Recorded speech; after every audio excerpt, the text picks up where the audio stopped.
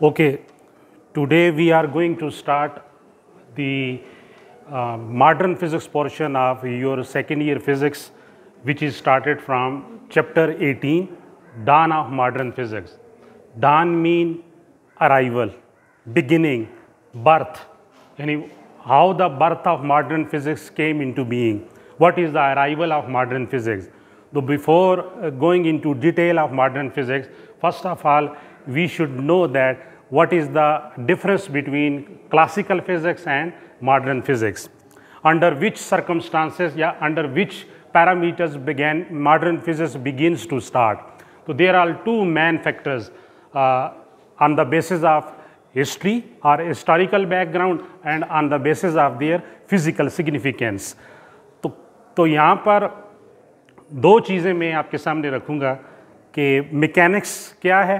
तो आपने दो ब्रांचेस मैकेनिक्स की पढ़ी हैं, काइनेमैटिक्स एंड डायनामिक्स. बात को समझना है, कंसंट्रेशन 100%. काइनेमैटिक्स क्या है? It was proposed by Galileo in 17th century. It describes the motion of particle without reference to external force. यानी we just describe moving particle without action of external force, without knowing something about external force.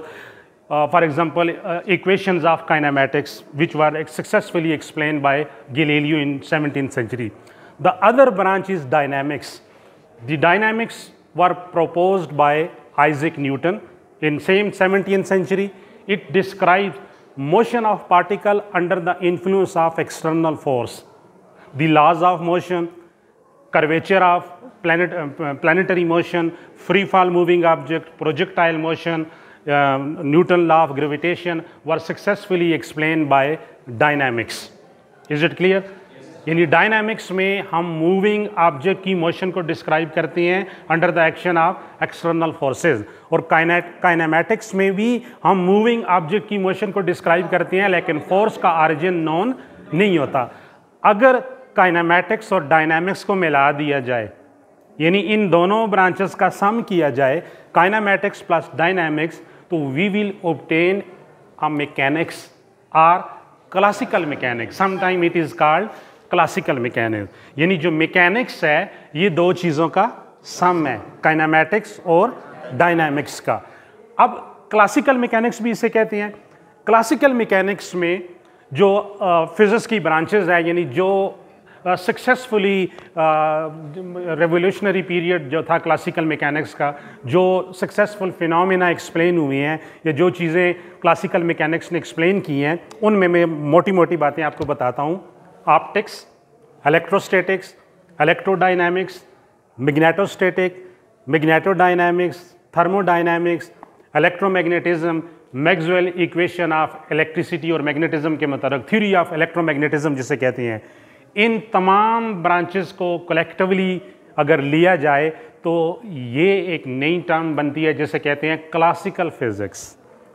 यानी classical mechanics के अंदर ये तमाम branches जो before 20th century successfully explain हो चुकी थी, इन सब को मिला के क्या कहा जाता है?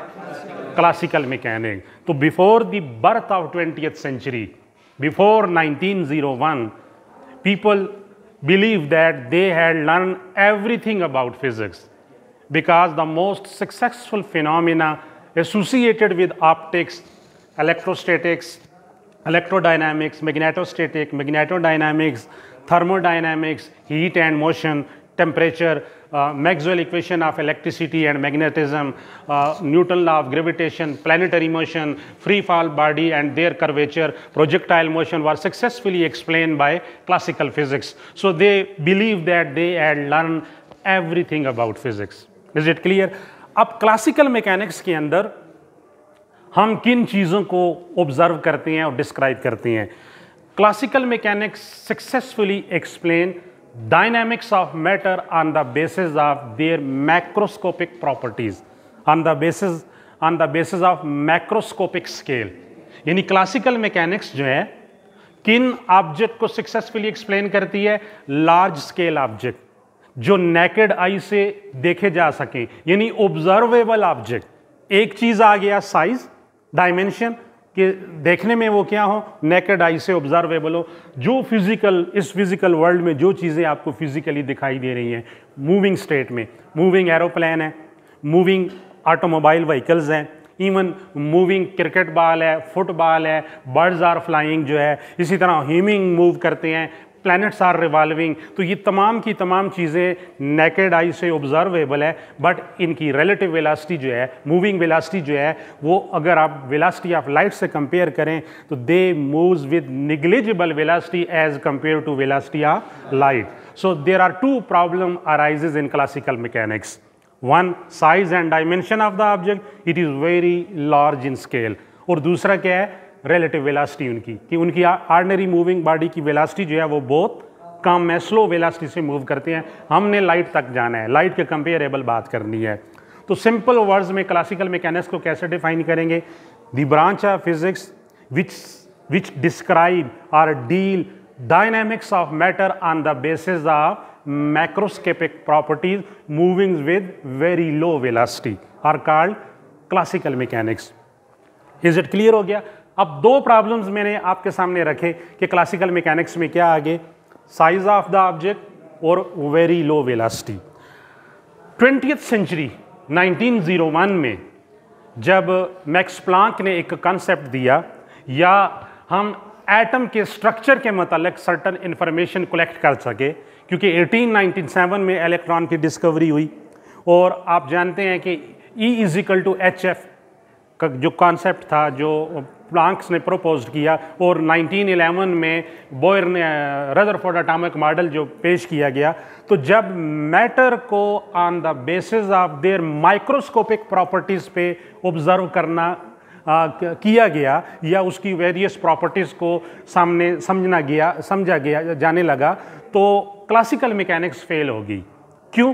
कि माइक्रोस्कोपिक प्रॉपर्टी या सब एटॉमिक स्केल पे, what is inside the nucleus of an atom, what are nucleon collision, what are the nuclear forces, what are the nuclear reactions, what is the composition of proton and neutrons inside the nucleus of an atom, how the electron is revolving around the nucleus of an atom, which force is responsible for the motion of electron around the nucleus, what is the momentum associated with electron, proton, neutron, etc etc। तो सब atomic scale पे ये है तो matter ही है ना। जब आपने मैटर की डायनामिक्स को स्टडी करना है तो classical mechanics comprehensively fails. Classical mechanics क्या होगी? फेल होगी। उसकी अपनी इफादियत थी, उसके अपने सक्सेसफुल कुछ बातें, कुछ सक्सेसफुल पैरामीटर्स हैं जो क्लासिकल मैकेनिक्स के थे, वो मैंने आपके सामने रखे हैं, लेकिन कुछ फेलियर्स थी। अब मेन दो चीज़ें, क्योंकि आपका लेवल ऐसा है, मैं बात को उस लेवल पे एक्सप्लेन करूंगा। मेन दो फैक्टर हमारे सामने आ गए कि अगर साइज को रिड्यूस कर लिया जाए, सब एटॉमिक स्केल पे चले जाएं, एटॉमिक डायमेंशन पे चले जाएं। अब एटम जो है नेकेड आई से नहीं देखा जा सकता, तकरीबन 10 बिलियन पार्ट ऑफ 1 मीटर जो है, this is size of an atom, 10⁻10 metre, 10⁻10 metre, 10 billion part of 1 metre, this is size of an atom, और 10⁻14 metre size of a nucleus, वो 10,000 टाइम एटम की डायमेंशन से भी क्या है, स्मॉलर है। तो जब साइज रिड्यूस्ड हुआ और मूविंग ऑब्जेक्ट की वेलोसिटी इंक्रीज करना शुरू हो गई, क्लासिकल मैकेनिक्स में यही था ना, साइज लार्ज था और मूविंग वेलोसिटी वेरी हाई थी। अब साइज रिड्यूस्ड हो गया और मूविंग ऑब्जेक्ट की वेलोसिटी क्या होगी, बहुत ज़्यादा होगी, तो क्लासिकल मैकेनिक्स क्या होगी, फेल्स होगी। तो so there should be a new mechanics should be developed which is more fundamental। एक ऐसी मैकेनिक्स या एक ऐसी डायनामिक्स डेवलप करनी चाहिए, फॉर्मुलेट करनी चाहिए जो मोस्ट जनरल हो और एटॉमिक स्केल पे जाके ऑब्जेक्ट की मोशन को, इंटरेक्शन को स्टडी करे। तो इस मकसद के लिए मॉडर्न फिजिक्स सामने आई। तो what is modern physics? That branch of physics in which we study dynamics of matter on the basis of their microscopic properties। अब दोबारा मैं क्या वर्ड्स यूज कर रहा हूं? Dynamics of matter. पहले भी क्या था क्लासिकल मैकेनिक्स में? डायनामिक्स ऑफ मैटर था, but on the basis of macroscopic. तो यहां पर क्या आ गया? मॉडर्न फिजिक्स क्या करेगी? Dynamics of matter on the basis of their microscopic properties or their microscopic level, सब एटॉमिक स्केल, सब एटॉमिक लेवल पे जाके मैटर की डायनामिक्स को स्टडी करेगी। अब इसमें मॉडर्न फिजिक्स में ये जो दो प्रॉब्लम जो इसने सॉल्व की है, साइज का और रिलेटिव वेलोसिटी का। ये जो वेलोसिटी होगी ये इतनी इंक्रीज हो जाएगी कि it is comparable to velocity of light. यानी हम मूविंग ऑब्जेक्ट की वेलोसिटी को कहेंगे v should be equal to 0.7 c, 0.8 c। 0.7 c mean 70% of velocity of light, 0.8 c 80% of velocity of light, 0.9 90%, 0.95 95% speed of light. Is it clear? अब ये फिर दो हिस्सों में डिवाइड होती है। क्वांटम मैकेनिक्स में जब ऑब्जेक्ट का साइज स्मॉल है तो वेरी स्मॉल साइज की डायनामिक्स को, स्मॉल साइज वाले ऑब्जेक्ट की इंटरेक्शन और उसकी डायनामिक्स, उसके स्ट्रक्चर, उसके बिहेवियर को स्टडी करने वाली जो ब्रांच है उसे कहा गया है क्वांटम मैकेनिक्स। यानी that branch of modern physics in which we study dynamics of matter at a very small dimension, at a सब एटॉमिक स्केल। सिर्फ साइज, इसमें वेलोसिटी का जिक्र नहीं है। तो स्मॉल साइज वाले ऑब्जेक्ट को मॉडर्न फिजिक्स की जो ब्रांच सक्सेसफुली एक्सप्लेन करती है वो फर्दर क्या कहलाएगी? Quantum mechanics, which were developed by collectively Heisenberg and Schrodinger. यानी क्वांटम मैकेनिक्स को किसने डेवलप किया? Schrodinger and Heisenberg. इन दोनों ने मिल के क्वांटम मैकेनिक्स डेवलप की, जो कि मॉडर्न फिजिक्स की ब्रांच है, जो सिर्फ किस प्रॉब्लम को सॉल्व करती है, किस प्रॉब्लम का सॉल्यूशन दे रही है? साइज का, सब एटॉमिक स्केल पे। इलेक्ट्रॉन, प्रोटॉन, न्यूट्रॉन, और प्रोटॉन और न्यूट्रॉन की कंपोजिशन, क्वार्क्स वगैरह, ये किससे बने हुए हैं? What are inside the quarks? Fermions क्या है, लेप्टॉन्स क्या है, बोसॉन क्या है, हेड्रॉन्स क्या है, पायॉन्स क्या है, ये सब एटॉमिक पार्टिकल्स हैं। Is it clear? ये क्वांटम मैकेनिक्स की कंट्रीब्यूशन में आता है। दूसरा problem, if the velocity is very high, कि अगर वेरी हाई वेलोसिटी के साथ पार्टिकल मूव कर रहा है comparable to velocity of light, then this problem is solved by another mechanics called relativistic mechanics.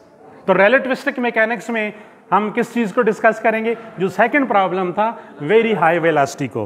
अगर कोई ऑब्जेक्ट वेरी हाई वेलोसिटी से मूव कर रहा है comparable to velocity of light, then this problem should be solved by a mechanics known as relativistic mechanics. देखिए मैंने mechanics से ही start लिया था। अच्छा, अगर इन दोनों को कंबाइन कर दिया जाए, यानी साइज और हाई वेलोसिटी को दोनों को मिला दिया जाए, क्वांटम मैकेनिक्स और रिलेटिविस्टिक मैकेनिक्स दोनों को मिला दिया जाए, then again a new mechanics is developed called quantum field theory. New theory is developed called quantum field theory. तो क्वांटम फील्ड थ्योरी के अंदर क्या आ रहा है? मूविंग ऑब्जेक्ट का साइज जो है वो एक्सट्रीमली स्मॉल है सब एटॉमिक लेवल पे, और साथ में वो ऑब्जेक्ट वेरी हाई वेलोसिटी भी मूव कर रहे हैं। तो ये दोनों जब आपस में कंबाइन हुए, सम किया, तो हमें एक नई थ्योरी डेवलप हुई जिसे क्या कहा गया? Quantum field theory, which were developed bye Pali and Dirac. तो इसका जो फाउंडर था, जो पायनियर था, वो कौन है? पाली एंड डायराक। अब बात को जरा समझना है। अब मॉडर्न फिजिक्स आपको दो चीजें एक्सप्लेन करके दे रही है, quantum mechanics plus relativistic mechanics. Quantum mechanics के अंदर हम जो क्वांटम थ्योरी है इसमें क्या होगा? हम ऑब्जर्वेशन और सर्टन प्रोसेसेस को स्टडी करेंगे, और इसके अंदर इंटरेक्शन इन्वॉल्व होगी सब एटॉमिक स्केल के ऊपर। यानी जो इवेंट्स हो रहे हैं, certain events take place on सब atomic scale. Interaction of nucleon inside the nucleus, proton और न्यूट्रॉन की इंटरेक्शन आपस में क्या है, प्रोटॉन की स्पिन क्या है, न्यूट्रॉन की स्पिन क्या है, उनकी एंगुलर मोमेंटा क्या है, उनका जो उनके साथ मैग्नेटिज्म एसोसिएटेड है, वो प्रोटॉन और न्यूट्रॉन की एसोसिएटेड मैग्नेटिक बिहेवियर उसका क्या है, ये सब एटॉमिक स्केल पे। इसी तरह इलेक्ट्रॉन की इंटरेक्शन विद फोटॉन, लाइट के साथ, लाइट की इंटरेक्शन विद मैटर, यानी एटम के साथ लाइट की इंटरेक्शन। तो ये क्या हो गया? क्वांटम थ्योरी जो है ना, क्वांटम मैकेनिक्स के अंदर एक्सप्लेन करती है, और इसके जो कॉन्सिक्वेंसेस हैं, इससे जो हमें रियल लाइफ में जो रियल डिवाइसेस बने हैं, क्योंकि ये इंट्रोडक्शन है, सिर्फ आप माइंड रख लें, माइंड में बैठा लें। इंफॉर्मेशन टेक्नोलॉजी, कम्युनिकेशंस, और जो डिवाइस बने हैं ट्रांजिस्टर और आईसी इंटीग्रेटेड चिप्स। ये जो कंप्यूटर का जो किट होती है या जो मोबाइल की किट है, इसमें छोटे छोटे आईसीज होते हैं, इनमें डायोड, ट्रांजिस्टर, कैपेसिटर्स, रेजिस्टर्स और इंडक्टर वगैरह, ये वेरी स्मॉल स्केल में थिन फिल्म डिपॉजिट की होती है, इन्हें आईसीज कहा जाता है। तो ये बेसिकली किस थ्योरी से डेवलप हुए हैं? क्वांटम थ्योरी से डेवलप हुए हैं। अब आते हैं रिलेटिविस्टिक मैकेनिक्स, क्योंकि आपका जो नेक्स्ट लेक्चर है वो रिलेटिविस्टिक मैकेनिक्स में है, हमने यहाँ तक पहुँचना था। रिलेटिविस्टिक मैकेनिक्स ये थ्योरी किसको डील करती है? अभी मैंने आपको कहा कि इसमें हम उन ऑब्जेक्ट की मोशन को स्टडी करते हैं which are moving comparable to velocity of light. Relativistic mechanics or this theory tells us information about or regarding nature of space, time, mass, energy। यानी relativistic mechanics के अंदर हम किसके मुतालिक पढ़ेंगे? नेचर ऑफ स्पेस, स्पेस की nature कैसी है, टाइम का स्पेस के साथ क्या रिलेशन है। This is 4th coordinates. जिस तरह आप लोग 3 कोऑर्डिनेट्स लेते हैं ना, space coordinates X Y Z, ठीक है, कार्टेशियन कोऑर्डिनेट, तो time is the 4th dimension. Time space जो है वो 4th डायमेंशन ली जाती है। तो nature of space, time, mass, energy, mass और एनर्जी के मुतालिक जो है वो रिलेशन क्या है, जैसे आप लोग जानते हैं E=mc² which were develop by Einstein. अब इस रिलेटिविस्टिक मैकेनिक्स के कॉन्सिक्वेंसेस क्या हैं? जिस तरह क्वांटम मैकेनिक्स के कॉन्सिक्वेंसेस थे nuclear power, discovery of quarks, discovery of black holes.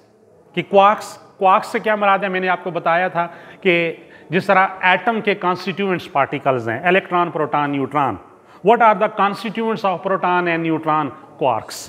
कि एक प्रोटॉन जो है 2 अप और 1 डाउन क्वार्क से मिलकर बना है, और न्यूट्रॉन जो है 2 डाउन और 1 अप क्वार्क से बना हुआ है। फिर क्वार्क्स का एंटी क्वार्क्स भी मौजूद हैं। तो ये सारी इंफॉर्मेशन कौन सी चीज़ हमें बताएगी? रिलेटिविस्टिक मैकेनिक्स हमें बताएगी। ये उसी की डिस्कवरी है कि क्वार्क्स कैसे, क्वार्क्स का कंपोजिशन क्या है और ब्लैक होल की डिस्कवरी क्या हुई है। तो मुख्तसर लफ्ज़ों में जाते जाते एंड में जो बात आपने सीखनी है, क्लासिकल मैकेनिक्स और मॉडर्न फिजिक्स। क्लासिकल मैकेनिक्स क्या कर रही है? Dynamics of matter on the basis of macroscopic properties, observable particles को डिस्कस कर रही है। और modern physics dynamics of matter on the basis of microscopic property, या वो पार्टिकल जो नेकेड आई से ऑब्जर्वेबल नहीं है, जिनकी डायमेंशन जो है एटॉमिक डायमेंशन के उससे भी लेस है या एटॉमिक डायमेंशन के इक्वल आ जाती है। तो यहाँ से मॉडर्न फिजिक्स स्टार्ट होती है। और इसका जो हिस्टोरिकल पीरियड है of physics which is developed just at the turn of 20th century, turn of 20th century, beginnings of 20th century, 1901 यहाँ से जो स्टार्ट होती है। And the physics which is developed before the birth of 20th century, 20th century की birth से पहले 18th century, 19th, 17th century, ये सारी की सारी क्या कहलाती है? क्लासिकल फिजिक्स से कहते हैं। Is it clear? तो ये हल्का सा इंट्रोडक्शन था। कल के लेक्चर में हम आगे डिटेल में रिलेटिविस्टिक मैकेनिक्स को लेके चलेंगे जो है।